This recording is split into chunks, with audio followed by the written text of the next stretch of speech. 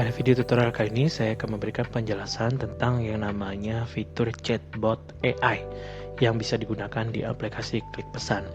Nah, untuk di tampilan kali ini chatbot AI saya sudah penuh ya untuk limitnya Bapak Ibu ya.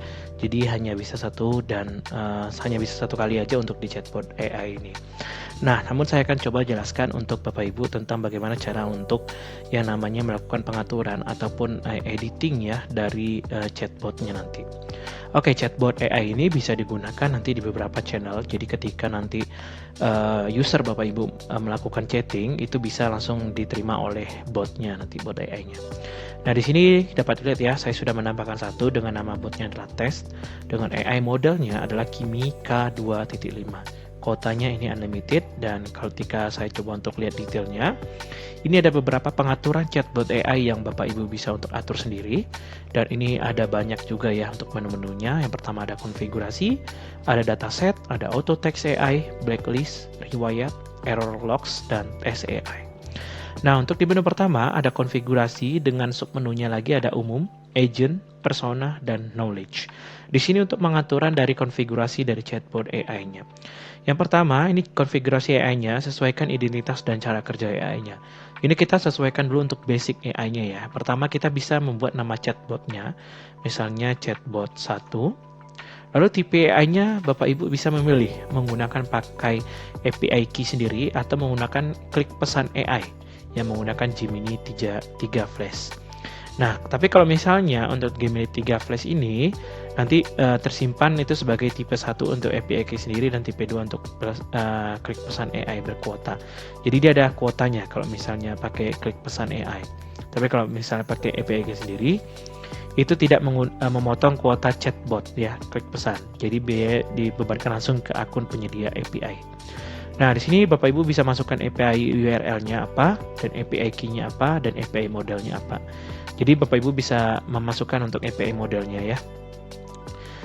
Di sini ya untuk Kimi K325. Tapi kalau misalnya di sini kan ada Gemini 3 Flash, itu berarti pakai API modelnya adalah Gemini 3 Flash gitu.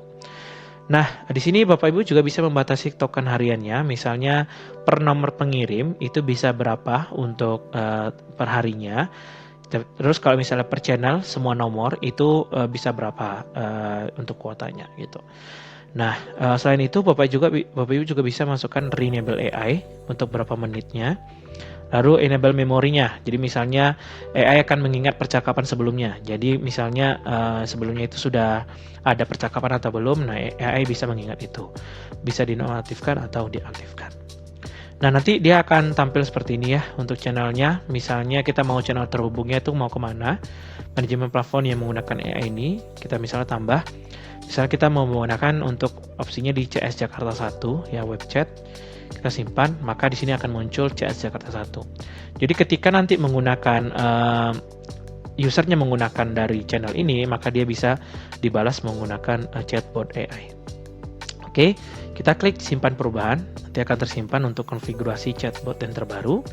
Lalu ada agent juga yang bisa Bapak Ibu masukkan di sini ya. Agent-agentnya itu seperti apa, misalnya dari tasknya, task scope-nya, primary objektifnya, terus agent identitasnya seperti apa. Ini Bapak Ibu bisa sesuaikan dan masukkan sendiri ya, untuk menyesuaikan dengan agent peran-perannya itu, peran-peran seperti apa, batasan-batasan dari agent AI itu bisa dimasukkan di sini gitu. Lalu juga bisa memasukkan persona. Nah, persona itu menyesuaikan dari brand Bapak Ibu sendiri. Misalnya ada Kiko ya, Klik Pesan AI Customer Assistant. Dia karakter profilnya tuh seperti apa? Gendernya itu netral, archetype-nya dia helpful, tech savvy friend, not a corporate robot. Nah, ini Bapak Ibu bisa masukkan di sini semuanya. Terus juga ada personality traits ya, helpful without being pushy. Jadi dia tidak membantu tapi tidak terlalu nge-push ya, ataupun istilahnya tidak terlalu memaksakan. Dia menawarkan untuk membantu ya, lebih aktif ya, tapi tidak mempressure dari usernya gitu. Nah, jadi Bapak Ibu bisa buat masukkan di sini untuk personality-nya. Lalu ada tone-nya, standar inquiry-nya seperti apa. Jadi kalau misalnya usernya frustasi atau komplain, dia akan seperti apa gitu ya. Nah, ini bisa dimasukkan personanya ya. Kalau misalnya Bapak Ibu bingung untuk persona seperti apa, bisa coba untuk menggunakan misalnya chat AI yang lainnya, misalnya seperti ChatGPT itu ditanyakan aja untuk membuat persona dari CS Agent itu seperti apa gitu ya. Nah, ini ada knowledge juga yang bisa Bapak Ibu masukkan ya. Kalau ini misalnya contohnya adalah knowledge yang dimasukkan oleh klik pesan agent ya. Klik pesan agent itu nanti knowledge-nya seperti ini. Nah, kalau misalnya Bapak Ibu bingung nanti bisa ditanyakan ke ChatGPT juga untuk dimasukkan ke bagian knowledge ini. Oke, ini untuk bagian konfigurasi. Lalu ada bagian dataset ya. Dataset ini untuk bisa memasukkan knowledge base-nya. Misalnya tentang brand Bapak Ibu itu seperti apa, Q&A yang mau dimasukkan itu bisa, misalnya harga servis, harga barang gitu ya. Itu bisa dimasukkan di sini untuk menjadi knowledge-nya si AI ini ya nanti. Lalu bisa masukkan auto text AI, misalnya Bapak Ibu mau masukkan ketika AI mendeteksi trigger tertentu, ia akan otomatis mengirim template auto text yang dipetakan. Misalnya saya mau tanya tentang lokasi dong, nanti ini akan munculin lokasi-lokasi dari produk Bapak Ibu ataupun outlet-outletnya. Kita juga bisa menambahkan mapping-mappingnya, misalnya triggernya kondisinya seperti apa. User meminta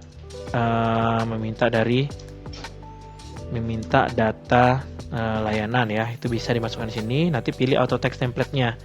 Nah, caranya Bapak Ibu tinggal masukin yang auto text template ya di menu auto text template yang ada di sini ya, otomatisasi ini. Nanti mappingnya bisa dimasukkan dan ditambahkan juga. Lalu kalau misalnya mappingnya belum ada, nanti bisa ditambahkan mapping pertamanya, misalnya user tanya harga, gitu ya. Nah, saya pilih aja, lalu tambah. Nanti dia akan muncul seperti ini, triggernya. Ketika user tanya aja harga, nanti dia akan memunculkan inilah daftar harganya, gitu ya. Jadi cara kerja auto text ini, ketika AI memproses pesan dari user, mendeteksi kondisinya yang sama gitu, yang sesuai dengan trigger yang didefinisikan. Jadi misalnya user tanya harga, jadi dia akan munculin untuk daftar harganya seperti apa. Jadi disesuaikan untuk apa yang dimunculkan atau dikirimkan oleh AI dengan triggernya ya, agar tidak bolak-balik gitu.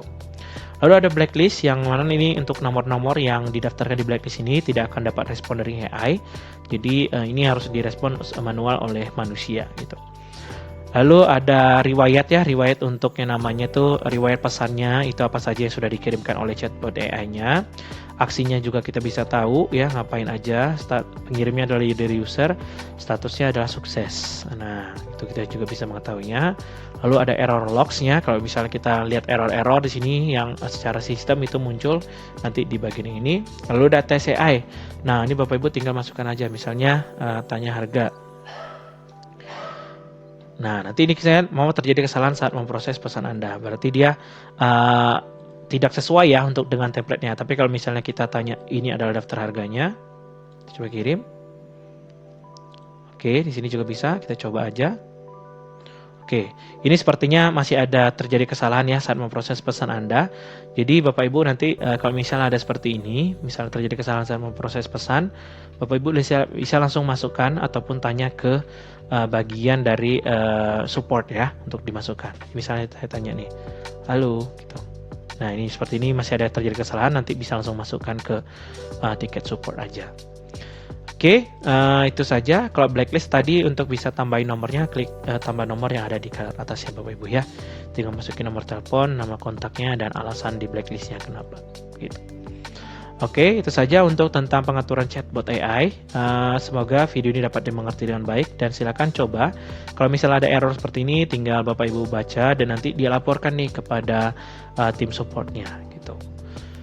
Ya, itu aja untuk pengaturan chatbot AI-nya. Semoga video ini dapat dimengerti dengan baik. Terima kasih.